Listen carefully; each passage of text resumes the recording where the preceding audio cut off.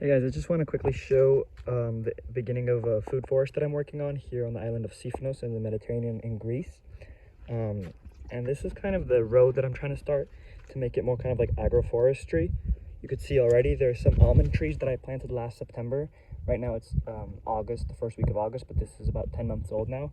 And this one as well. These are kind of close, but we'll see what happens.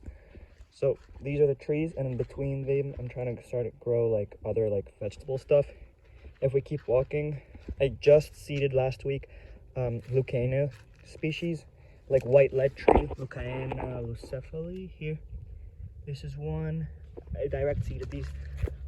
And there's another one somewhere here. But this section will be of those so that I could use this section as a chop and drop. Cut this and put it underneath this and this area. Here there's some tomatoes. Here's a wild, oh no, it's not wild. It's just a cherry tree that I got from a neighbor's offshoot. Over there in the back, I put a black locust just to see what's going to happen. And I don't think it's going to interfere too much because I don't even go all the way in the back there. This is about probably 4 or 5 feet, about 1.5 meters, 2 meters. So I don't go down there. And because of the wind, I know it's going to grow out and come out of the wall that way. So it's not really going to fit. It's more for pollinator, and it's pretty white flowers. Keep walking this way. Here I try to make a trail. There's nothing in between here yet since I'm waiting for shade and for next year, but there's a small carob tree that I started from seed. I don't know if you could see it. This one, that's growing extremely slow. I know they're slow growing, but that's literally 5 months of growth from seed. So I don't know how much that's worth it to grow from seed. But if we go on this side, you can see some other mimosa species that I recently put in. These are also, this is called a Vachelia cavan, this one right here. And I put those all around because they're very pretty yellow flowers, but also can be used as chop and drop. If we walk this way, you can see a row of moringas that I put. Moringa, moringa, moringa, moringa. And then here is a, same thing, white lead tree, a Lucana lucephaly tree that I put, the same one that I've directly seeded there. This one is how it's going to be, and this is, again, this is only about 10 months old. I put this in September by seed, and then I just didn't water it. And though normally these grow way faster, but one, the climate here is very harsh, and two, I didn't water this for like 6 months. So anything that came up, this explosive growth came out only in the last like 2 months, I would say. But yeah, that's kind of the start of what I'm doing here. So since the wind comes from this direction, I'm trying to put some more hardy windbreaker species here and more soft species here. That's why moringas are on this side, because they're very soft wood, and with the wind they'll break. So hopefully once I get rid of this sand, I'll just keep planting maybe just hardier trees. Almonds may do as well, but I think more it's going to be a chop and drop row here. And yeah, that's pretty much the beginning of it. You could see here I'm planning out some other routes. Here's another Lucana species. I'm kind of obsessed with these at this moment because I just see there's so much uses for them. They could be used as plant and animal. I mean, they could be used as animal fodder, like to feed to sheep. They could be used as chop and drop, which is I'm mostly doing, meaning I cut them and I use the leaves as nutrients. They also fix the soil. They're nitrogen fixing trees in the Fabaceae family, so that's good.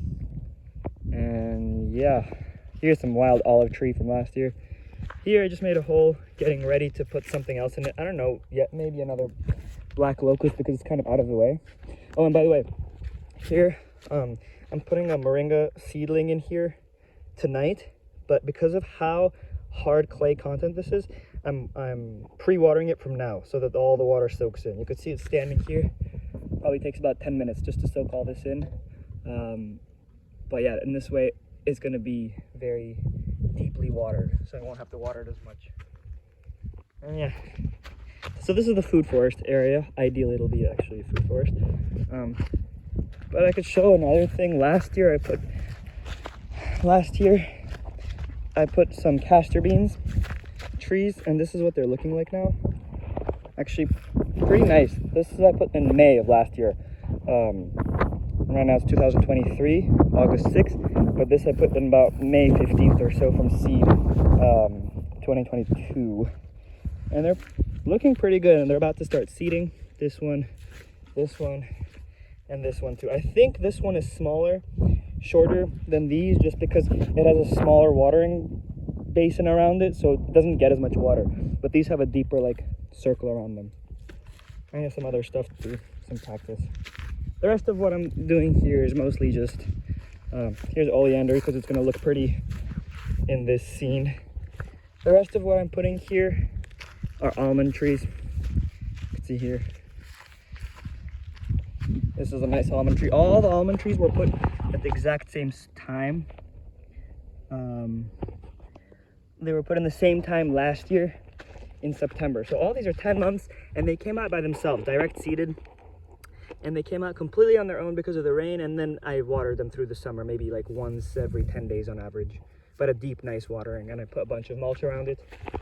But just to give you an example, this is a tree that I did water. And then right next to it, here's a tree that I did not water. I'm just kind of testing how much it impacts if I watered it or not, and it impacted a lot. In fact, most of the ones that I didn't water died. But yeah, so I have about 25 healthy surviving almond trees, and 90% of them germinated. But anyway, that's most of it. The rest of them are some grapes. And here's another of the Vachelia cavin species that I put on Mimosa family, that I brought seeds from the Mediterranean region of Chile. See how it goes. Hopefully updates in a couple years of full forest going, especially in this region.